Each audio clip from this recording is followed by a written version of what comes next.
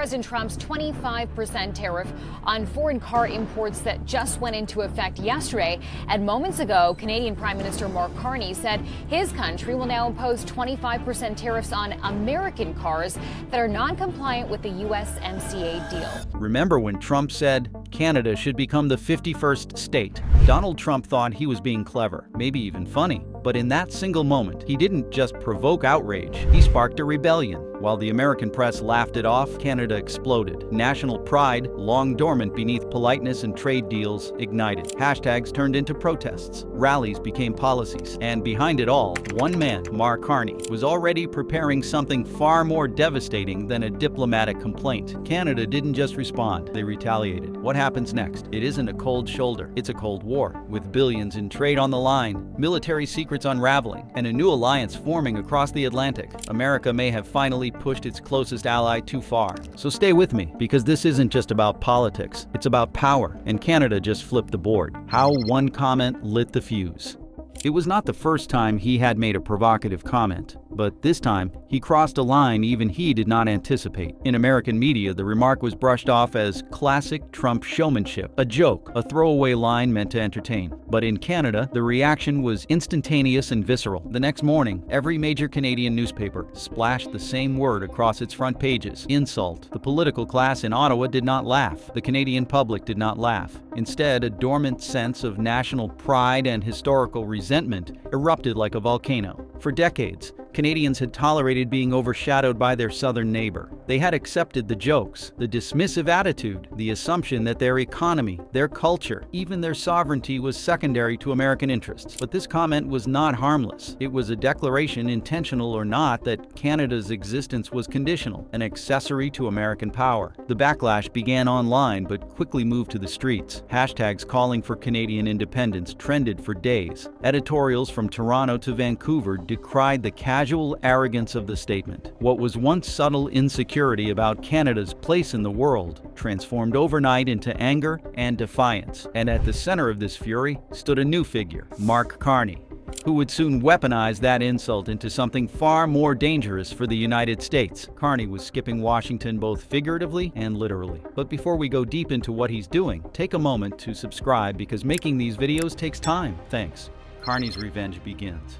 When Mark Carney boarded a flight for his first international trip as Canada's newly elected Prime Minister, many expected the plane to land in Washington. After all, that had been tradition for every Canadian leader for more than 75 years. But Carney made a decision that would rewrite that tradition and send shockwaves across diplomatic circles. Instead of heading south, Carney's plane touched down in Paris, then London. It was not just a travel itinerary, it was a statement. He met with French President Emmanuel Macron and British Prime Minister Keir Starmer, shaking hands in front of cameras, smiling as headlines around the world declared, "Canada has chosen its side." The American media tried to downplay it. They called it a symbolic snub, nothing serious. But inside the White House, the message was received loud and clear. Canada was no longer behaving like a compliant neighbor. It was signaling that it was prepared to rewrite its alliances and step out from under the shadow of American influence. For Carney, this trip was not about friendly visits. It was a masterstroke of geopolitical chess. He was quietly building a new strategy, one that would redefine Canada's place in the world and challenge the United States on a front it had never expected: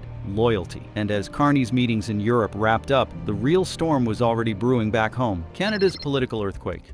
The emergency election that changed everything. The political atmosphere inside Canada was already combustible, but Trump's annexation comment and Carney's defiant trip to Europe set off an explosion. In a historic move, Canada's parliament dissolved itself, triggering an emergency snap election, the fastest of its kind in modern Canadian history. What made this election unprecedented was not just the speed, but the unity it created. For the first time in decades, Canada's three major parties, the Liberal Party, the Conservative Party, and the New Democratic Party, found themselves united around a single message: Canada would no longer tolerate being treated as America's sidekick. Mark Carney, with his polished background in international finance and quiet charisma, surged ahead in the polls. His platform was clear and uncompromising. He promised to sever Canada's economic dependence on the United States, to rebuild its alliances in Europe and Asia, and to defend Canadian sovereignty at all costs. But it was not just Carney's campaign that reshaped the political landscape. His opponents, Pierre Poilievre of the Conservative Party and Jagmeet Singh of the New Democratic Party, echoed the same anti-American sentiment. Even the most pro-business conservative voices argued that Trump's rhetoric was not only insulting but economically dangerous. On election night, the results were decisive. Carney's party swept to victory with a mandate unlike any in recent memory. The message from Canadians was unmistakable. They had had enough of American arrogance. But this was not merely a political win. It was the beginning of an economic and cultural revolution, one that would start with the provinces themselves. Provinces strike first.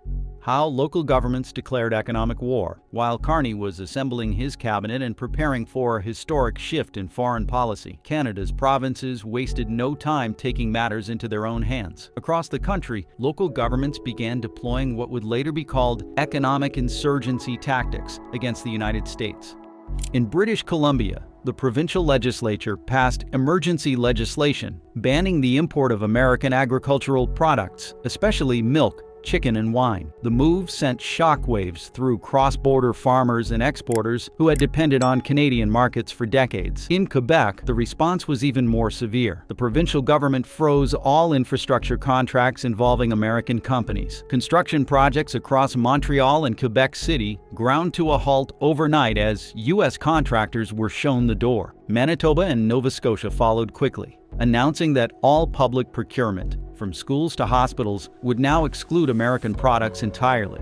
This was not merely economic policy. It was a cultural statement backed by provincial pride and popular outrage. Local leaders across Canada were not waiting for federal mandates. They understood that the insult had landed not only in Ottawa but in every Canadian home, every Canadian farm, every Canadian business. And as these regional actions took hold, they began to ripple outward, not just economically but emotionally. Because when provinces as far apart as British Columbia and Nova Scotia stand united in telling the United States, "We will no longer buy what you are selling," it is no longer politics. It is a national uprising, and this uprising would soon spread beyond local policies into the very heart of North America's economic order. The Great Trade Pivot: How Canada Unplugged from the U.S. Economy. It started with a simple headline. But behind that headline was an economic earthquake. Canada expands trade. Pact with Europe may not have seemed revolutionary at first glance, but what happened next shook the foundations of North America's economic order. When Donald Trump reimposed tariffs on Canadian steel,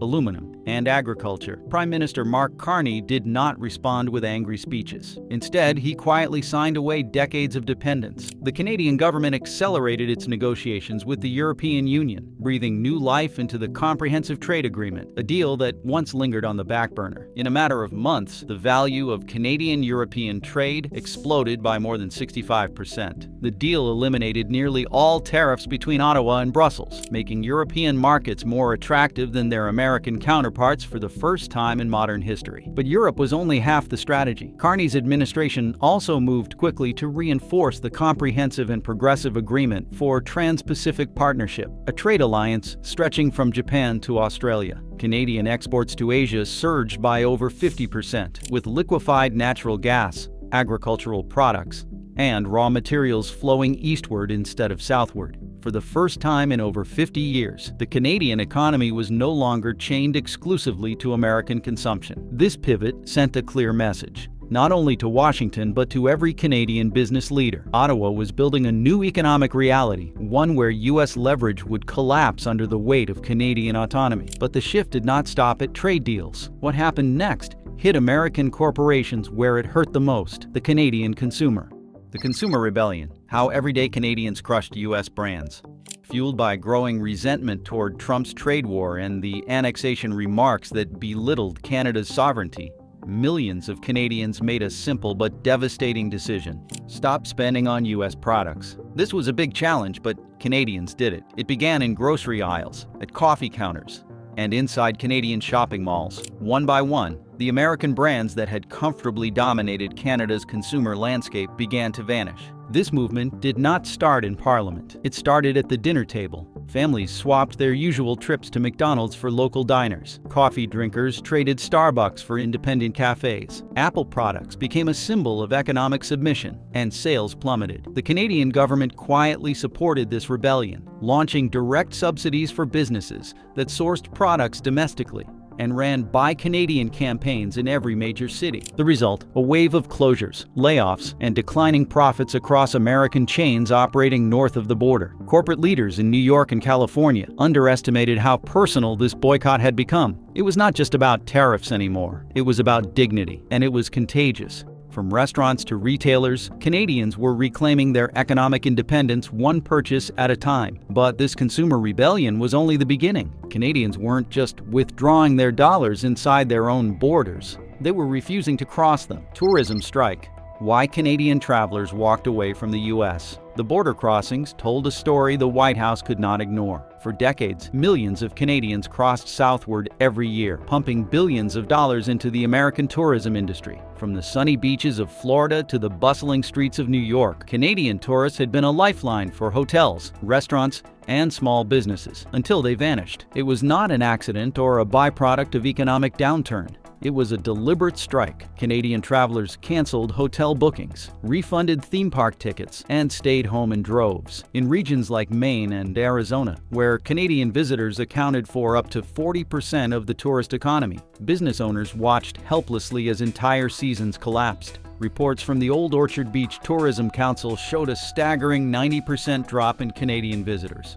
Why? Because for many Canadians, travel had become political. Vacationing in the United States was no longer seen as harmless fun. It was an endorsement of a relationship that felt broken and one-sided. What started as individual decisions became a national movement, reinforced by public figures, media personalities, and local officials who urged Canadians to spend their tourism dollars elsewhere. And they did. Travel agencies reported surging bookings to Europe, Mexico, and Asia. Canadians did not stop traveling. They simply stopped visiting the United States. But while the collapse of tourism stunned small business owners, another storm was brewing on Wall Street, one that would send shockwaves across the American financial system. Canada's capital exodus, the billion-dollar pullout. The headlines were quiet at first. A few Canadian pension funds sold off U.S. assets. A handful of businesses announced plans to divest from American real estate. But beneath the surface, an economic avalanche was already in motion. For decades, Canadian investors had poured billions into U.S. stocks, property, and business ventures, helping fuel American growth. That era ended abruptly. By the middle of 2025, the Canadian government, alongside major banks and corporate investors, began systematically unwinding their financial exposure to the U.S. economy. It was not just symbolic, it was structural. Entire investment portfolios were rebalanced toward European, Asian,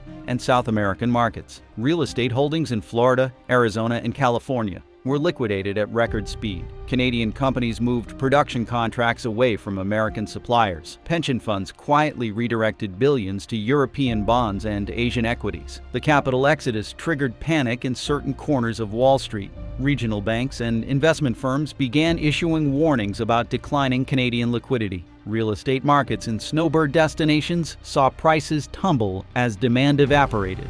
For American policymakers, this was the moment they realized the retaliation was not a bluff. Canada was not simply talking about independence. It was engineering it, one trade deal, one consumer boycott, one divestment at a time. But the economic fallout was just the opening salvo, because what began in the marketplace was about to explode in the Pentagon as Canada's defense rebellion prepared to rewrite the balance of power. The kill switch scandal, Canada's military nightmare. It started with a rumor, but it shook the very foundation of Canada's defense strategy. The allegation was simple, yet terrifying. The United States had embedded a hidden software kill switch in the F-35 fighter jets.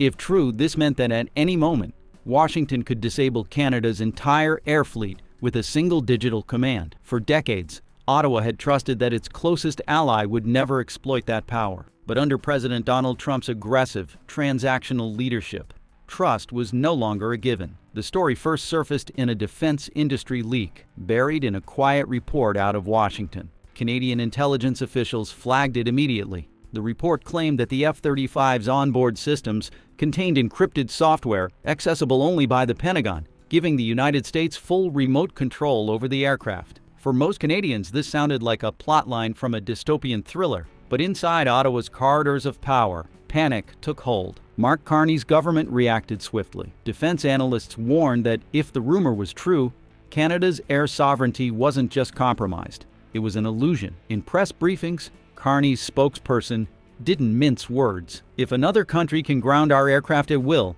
we do not own them. The backlash exploded across Canadian media. Editorials, talk shows, and political leaders asked the same chilling question. Why are we pouring $13 billion into fighter jets that might not even belong to us? That public outrage wasn't just about aircraft. It touched something deeper, a growing realization that Canada's defense policy was no longer in Canadian hands. But what came next shocked the Pentagon and Washington even more. But again, before we dive deeper, did you subscribe? Just hit the button. It only takes a moment. Ottawa's ultimatum, canceling the F-35 deal. The threat wasn't idle. In a late-night press conference at Parliament Hill, Prime Minister Carney delivered what no Canadian leader had ever dared to say. Ottawa was formally reviewing its participation in the F-35 program. The $13 billion deal, once seen as a cornerstone of Canada's security alliance with the United States, was now on life support. This announcement sent shockwaves through Washington. The F-35 wasn't just a weapons system. It was the crown jewel of the Pentagon's multinational defense web. Over the years, the United States had brought allies like Canada, the United Kingdom, Italy, and Australia into the program to create a common fleet. If one partner walked away, it would crack that alliance. Within hours of Carney's ultimatum, the Pentagon's press office scrambled to issue a denial. There is no such capability as a remote kill switch, they insisted. But in Ottawa, few believed it. Trust had been shattered. More importantly, Carney had already shifted the conversation from technical details to political betrayal. The Canadian public overwhelmingly backed the move. Polling showed that nearly 70% of Canadians believed their defense policy had been compromised by American control. Defense officials confirmed that Ottawa was now preparing a contingency plan. If the review concluded the kill switch threat was real or even possible, Canada would walk away. But Ottawa's defense rebellion didn't stop there. The Carney government wasn't just prepared to cancel a contract. They were ready to redraw the entire map of Canada's military alliances. And the first battlefield would be far to the north, the Arctic Sovereignty Showdown. For as long we have known the Arctic had been a quiet frontier.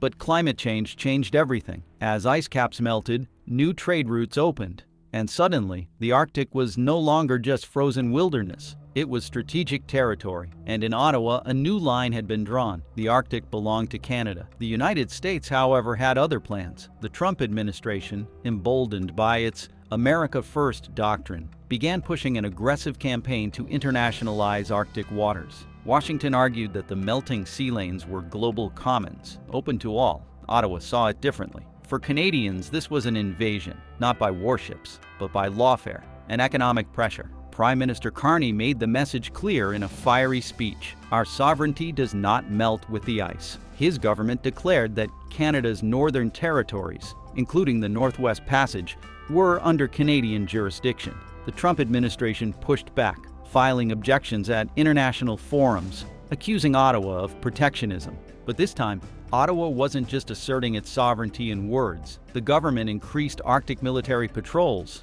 fast-tracked Indigenous-led defense projects, and began fortifying remote outposts. Canada also accelerated investment in satellite surveillance, ensuring that no foreign vessel could cross its northern frontier unnoticed. What made this Arctic showdown more dangerous wasn't just the territorial dispute, it was the context. In Washington, Carney's economic and defense rebellion was already seen as a betrayal. Now the battle for Arctic sovereignty added a direct military flashpoint. But Carney wasn't done.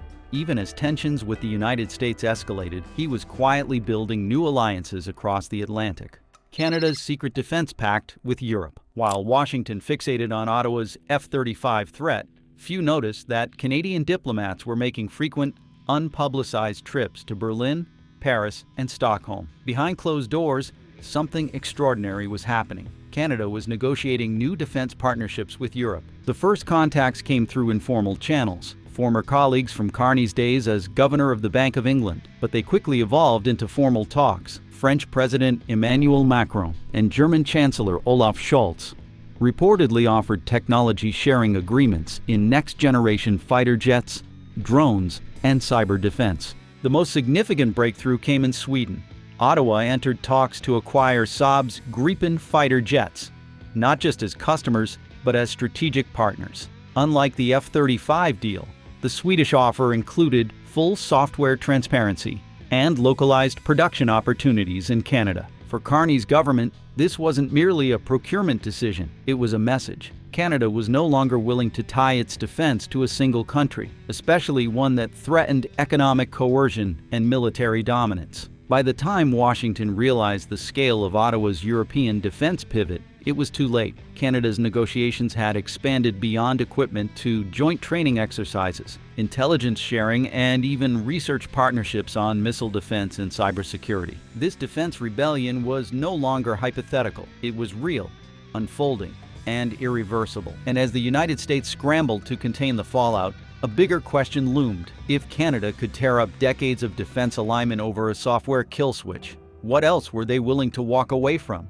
The EU dream. Could Canada really join Europe? The idea sounded absurd at first. How could a North American nation, separated by an ocean and a continent, possibly join the European Union? But as tensions between Canada and the United States reached a boiling point, what once seemed impossible suddenly felt inevitable. In the spring of 2025, a poll revealed something unthinkable. Nearly half of Canadians supported the idea of formally joining the European Union. For decades, Canadians had quietly resented their economic dependence on the United States. But now, fueled by Trump's tariffs, annexation rhetoric, and defense scandals, public opinion shifted from frustration to rebellion. Mark Carney's government fanned the flames, subtly entertaining the possibility without fully endorsing it. Legally, the obstacles were massive. The Treaty on European Union states that only European countries can apply for membership, but the term European country has never been legally defined. Cyprus, geographically in Asia, was accepted due to historical ties. Turkey has long been considered a candidate despite its location. Could Canada make the same case? Culturally, the argument gained traction.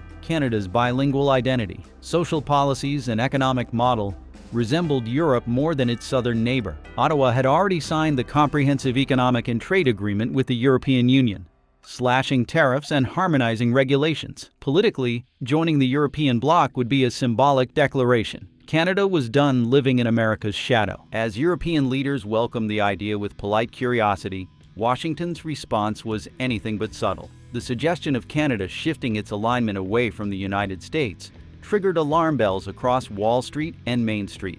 Main Street America's collapse. The fallout hits home. For years, Americans had taken their northern neighbor for granted, a reliable trading partner and friendly tourist flow that quietly fueled local economies. But by the summer of 2025, the consequences of Canada's economic rebellion were visible on Main Street. In New York's border towns, hotels that once depended on Canadian tourists shuttered their doors. In Florida, beach resorts reported a 90% drop in Canadian visitors. Small businesses in Michigan and Vermont faced plummeting sales as cross-border shopping dried up. Canadian divestment rippled across American real estate markets. In Arizona and California, thousands of properties previously owned by Canadian snowbirds flooded the market, driving down home values. American farmers in Wisconsin and Iowa, reliant on Canadian agricultural contracts, scrambled to find new buyers. The data painted a brutal picture. More than 100,000 American jobs linked to Canadian trade and tourism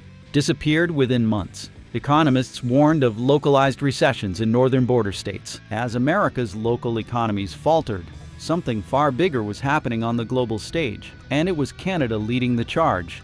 Canada leads a global trade revolution. While American towns struggled, Canada was rewriting the rules of global trade. Mark Carney's government moved swiftly, expanding the Comprehensive Economic and Trade Agreement with the European Union and strengthening the Comprehensive and Progressive Agreement for Trans-Pacific Partnership. Canadian exports to non-American markets surged by 50%. The shift wasn't just about dollars and tariffs. It was ideological, a rejection of American economic dominance. Countries across Asia, South America, and Europe took notice. Inspired by Canada's bold stance, several nations accelerated efforts to diversify away from the United States. New trade corridors emerged. Canada signed landmark energy deals with Germany and France, agreeing to supply liquefied natural gas and critical minerals. Canadian agricultural exports found new homes in Japan and Singapore. Even South American economies like Brazil and Argentina embraced Canada's call for a multipolar trading system.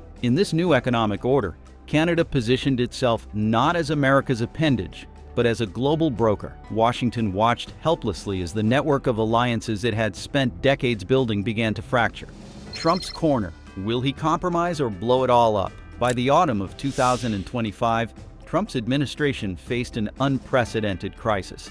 Canada's rebellion had spiraled far beyond trade. It was dismantling the economic architecture of North America and emboldening American allies to question their own ties to Washington. Inside the White House, debate raged. Some advisors urged Trump to de-escalate, offering Canada concessions on tariffs and defense procurement. Others pushed for a scorched earth strategy, more tariffs, tighter border controls, and threats to revoke trade agreements entirely. Trump himself vacillated between the two. In public speeches, he denounced Carney's government as disloyal and reckless. Behind closed doors, he demanded options to punish Ottawa economically. But every move risked deepening the crisis. Canada had already proven willing to walk away from multi-billion-dollar defense deals, tourism revenues, and decades of goodwill. The world watched. Would Trump make a last-minute compromise to salvage the relationship?